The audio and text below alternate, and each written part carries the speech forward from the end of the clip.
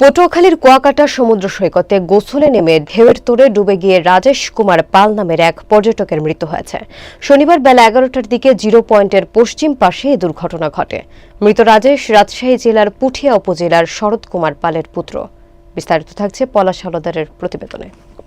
Police ও স্থানীয় সূত্রে জানা যায়, রাজেশ তার চাচাতো ভাই এবং ভগ্নিপতিকে সঙ্গে নিয়ে কুয়াকাটায় ভ্রমণে আসেন এবং হোটেল সাগর নীরে ওঠেন। সকাল 10টার দিকে তিনজনই সমুদ্রে গোসলে নামেন। এক পর্যায়ে রাজেশ সমুদ্রের ঢেউয়ের তোড়ে গভীরে চলে গিয়ে নিখোঁজ হন। স্বজনদের চিৎকারে স্থানীয় লোকজন ছুটে এসে তাকে উদ্ধার করে কুয়াকাটা 20 শয্যা বিশিষ্ট হাসপাতালে নিয়ে গেলে চিকিৎসক তাকে মৃত ঘোষণা করেন। মহিপুর থানার ভারপ্রাপ্ত কর্মকর্তা তরিকুল ইসলাম জানান, মরদেহ উদ্ধার করে আইনানুগ ব্যবস্থা নেওয়া হয়েছে। এই ঘটনায় কুয়াকাটা সৈকতে বেড়াতে আসা পর্যটকদের মধ্যে শোকের ছায়া নেমে এসেছে।